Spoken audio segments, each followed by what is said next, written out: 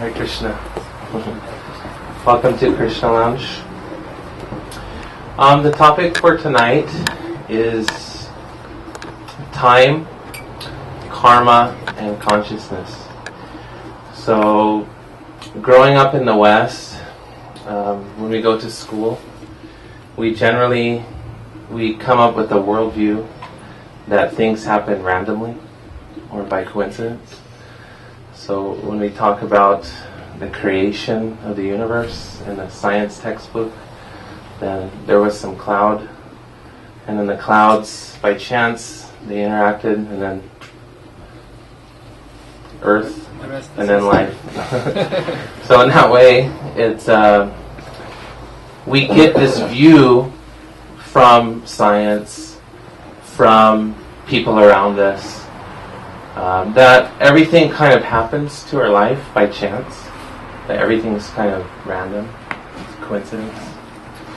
So I would like to present a different view, and that's the Eastern philosophical view of life, which talks about karma. So karma is whatever you reap, you shall sow. Whatever you do, you shall receive. So karma is quite interesting because it explains a lot about life.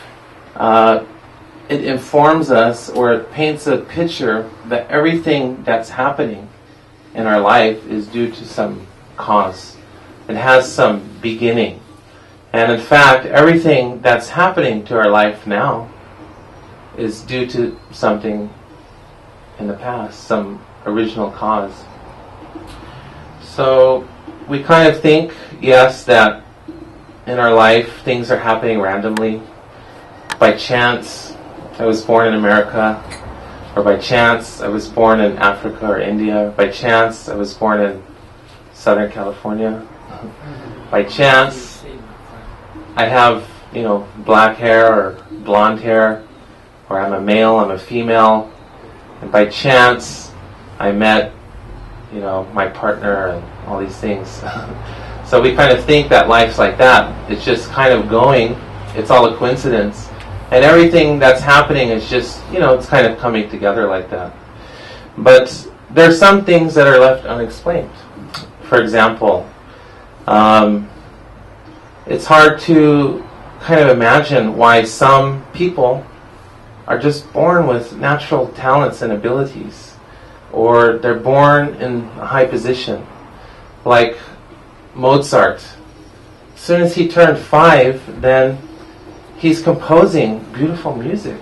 So how is this? A 5-year-old boy, automatically his heart is just ready to make music. And his whole life he made music like this. Then sometimes we hear of incidences where somebody will fall off a 4-story building and nothing really happens to them. A few scratches. Or then we hear somebody went to a surgical operation for a toothache and they didn't wake up.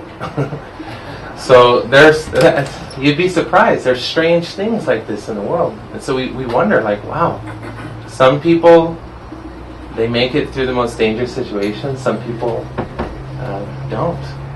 Some people are born in a high position, take, Paris Hilton. She's, everyone kind of knows, right? So she's just born, and she's already famous. She's just born, and she's already famous, because her father's rich and famous. So automatically, she's taken up the role of a famous, she does everything, right? Movie star. She probably has her own clothes or something like that. So in that way, she's already kind of rich and famous and considered very beautiful. So some people are just born, they open their eyes, and they're just alive, but they're famous and they're rich. And then other people are born, and maybe they're very poor, nobody knows their name even. They're struggling to get some recognition. So there's quite a bunch of differences, and in the modern scientific worldview, they would say everything's, random, happening by chance. But in Eastern philosophy, they say no. Everything has a cause, and the cause may not be immediate, it may not be visible, but that cause, there is definitely a cause. And in Sanskrit, it's interesting. You won't find the word chance in the Sanskrit language. You don't find a word chance or random or anything like this. You find a word, it means the cause is unknown. So everything has a cause. So when we look at our life, why do I have the body that I have? Why am I in America? Or why is this happening to me in my life? And why am I having such difficulty? The person next to me seems to get everything easily that I would like to have, but I'm trying so hard and it just doesn't seem to go my way. So these questions are answered. But we have to understand a few principles before we can truly understand the science, the ancient teaching and science of karma. We have to understand a few principles. Please. You're making a scene. So a few principles that help us understand the nature of karma. So I'll give two tonight, and hopefully you can try to remember them because they're very important. And if you understand these two principles, you can start to understand karma and where we are in our life, why we are. Most important, why. Science talks about how. How is the sky blue? How is there clouds? How? But the karma, the Eastern philosophy, it can give us insight into why. So the first principle that we have to understand, which is actually the basis of all spiritual teaching all over the world. We're not this body simply. It says in the classic Vedic text, Bhagavad Gita, that a person with true knowledge, with the true eye of knowledge, they see in the heart of a cow, in the heart of an elephant, in the heart of a monk who's studying and learned, and the heart of a person who eats dogs, a dog eater. That's that's pretty, And in the dog, which is hopefully going to escape. Right? So a person with true knowledge, he sees everyone equally. Why? We're not equal. If you look at our bodies, there's so much difference.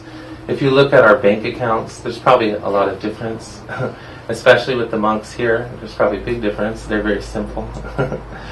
So there's so much difference materially, socially. But really, what is it that makes us the same? It's consciousness. It's the fact that we are a person. We are an ego, an individual. So that consciousness, that sense of I am, is a universal principle. And you find that in the dog.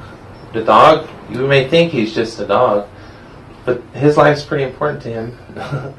When he's, chasing a cat or looking for food, that's his life. He's absorbed and he's thinking, I am and I want to be happy. The cow, anyways, he sees all these forms equally. So this is the first principle we have to understand, is we're not this body, we're consciousness, we're spirit. That's what the essence of all teaching, spiritual teaching, tells us. So, given that, what is a body? A body, we can say scientifically, goes through 6 changes. So first, what happens? We're born, right? Then what happens? We die. We cry. We go through some changes first. We do cry and we do die. But first we grow, right? So we all started, it's hard to imagine, every single person in this room was this big at one time. Smaller. We were a tiny little cell. And that cell has grown. And now look at us. We're all sitting here. It's amazing. So we grew. Then we're in the prime of our life. And we have children. Every living entity goes through these stages. And then we get old. Get feeble and old. And eventually we pass away. We die. So that's what happens to everything that we can see with our eyes, isn't it? The human, the flower, the cat, the dog, the bee, the ant, everything. So the Vedic knowledge tells us that's just the body. but it's not the self. So the second thing we have to understand, so the first thing is consciousness. We're consciousness, and that consciousness is anti-material. What do I mean by anti-material? It sounds kind of sophisticated. It's actually pretty simple. It means it's opposite of all the qualities of matter.